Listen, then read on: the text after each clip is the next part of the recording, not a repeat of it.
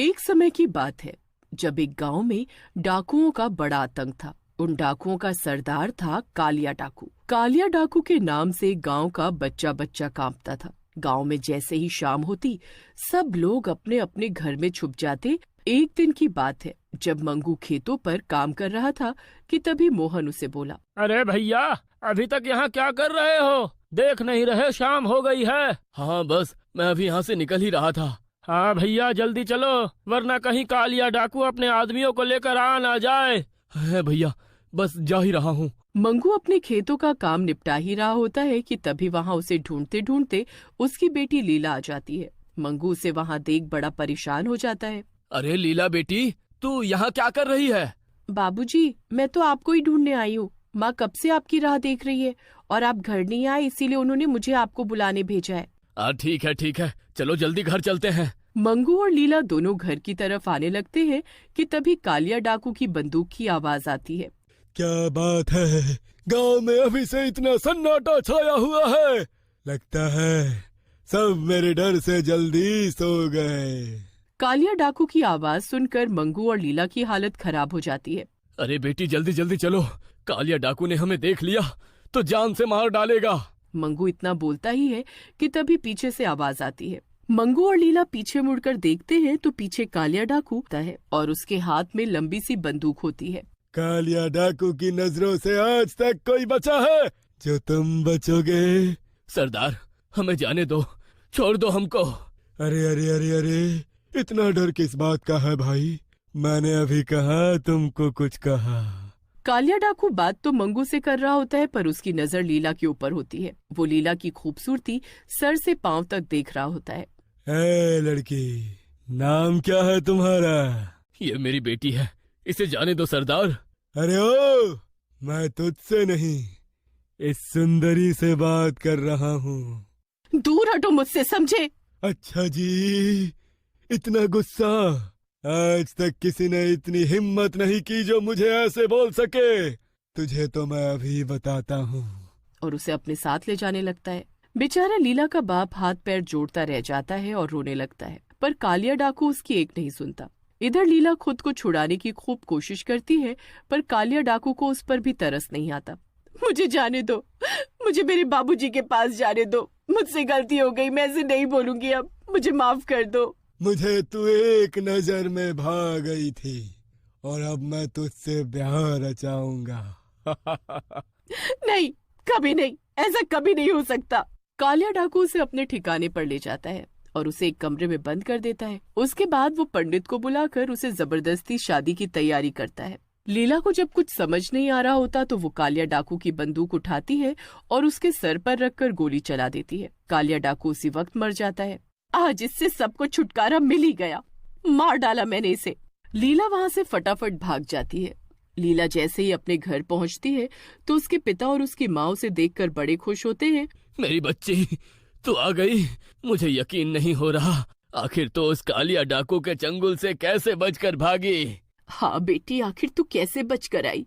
मैंने उसी की बंदूक से उसे मार डाला। ये बात सुनकर लीला की माँ और बाबूजी दंग रह जाते हैं, पर वो खुश भी होते हैं कि आखिरकार उनके गांव को कालिया डाकू से छुटकारा मिल गया। वो ये बात किसी को नहीं बताते कि कालिया डाकू को लीला ने मारा है। पर जब गांव वालों को कालिया की लाश मिलती है तो वो खुशी से झूम उठते हैं।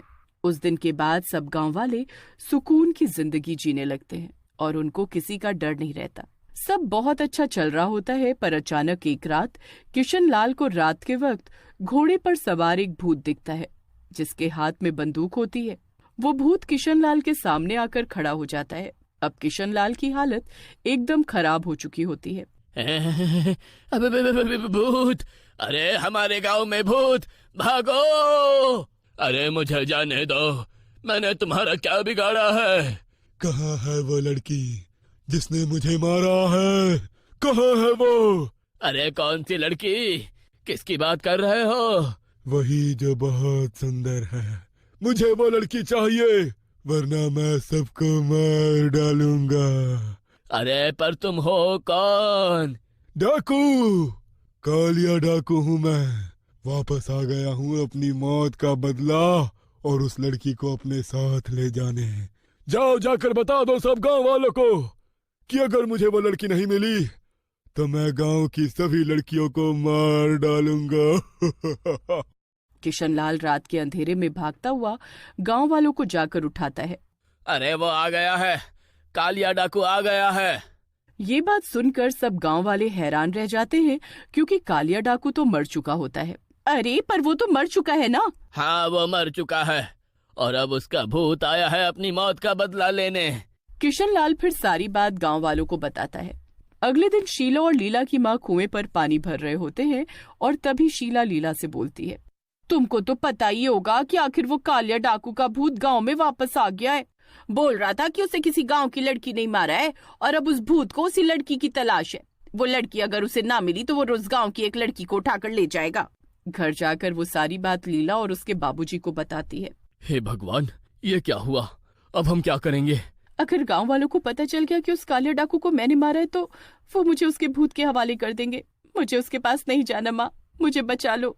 अरे तू चिंता मत कर, तू घर में रहना और बिल्कुल भी बाहर मत निकलना, समझी? उस भूतिया डाकू को कुछ पता नहीं चलेगा।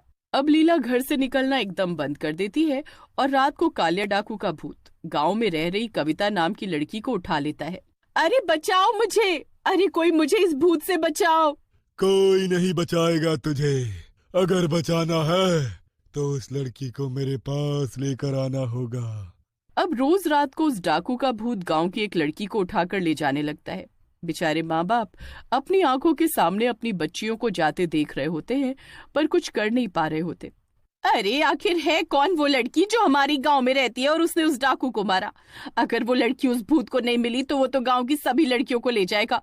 हमें जल्दी उस लड़की को ढूंढना होगा। एक काम करते हैं, हम गांव की सभी लड़कियों को आज रात इसी पेड़ के पास आने को बोलते हैं। जब आज रात को डाकू का भूत आएगा तो खुद पहचान लेगा। ये सब बात वहीं खड़ी लीला की माँ सुन रही होती है और वो जल्दी से घर जाकर ये बात लीला और उसके बाबूजी को बताती है। लीला ये सुनकर घबरा जाती है। अब रात हो जाती है और सभी लड़कियां पेड़ के पास आकर खड़ी हो जाती हैं, पर लीला वहां नहीं आती। वो घर पर ही छुपी हुई होती है।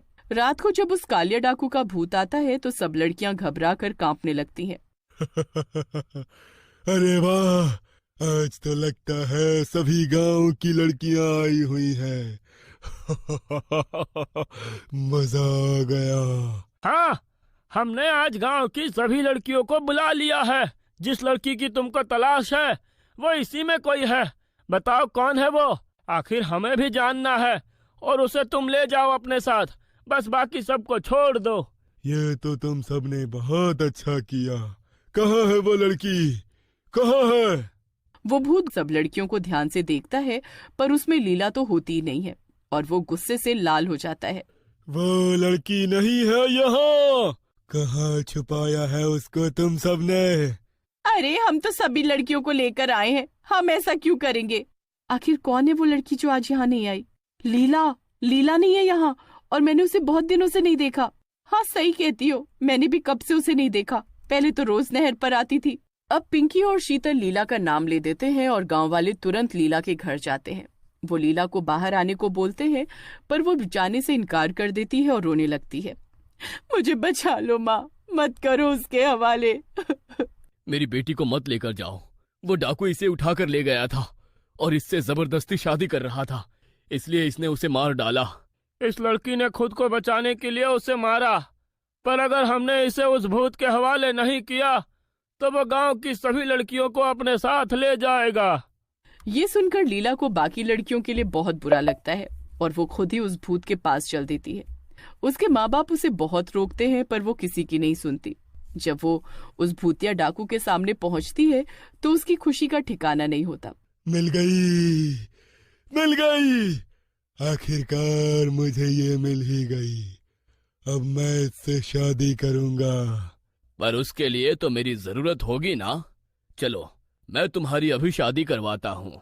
भूतिया डाकू इस बात पर राजी हो जाता है पर पंडित सब गांव वालों के सामने लीला की शादी उस भूत से करवाने लगता है। भूत बड़ा ही खुश होता है पर उसे इस बात का जरा भी अंदाजा नहीं होता कि उसके साथ क्या होने वाला है। जैसे ही वो भूत अपने हाथ से पंडित की दी हुई सामग्री अग्नि में डालता है वो उसी में भस्म हो जाता है। मिल गई इसे मुक्ति और हम सबको भी। गांव वाले खुशी से झूम उठते हैं।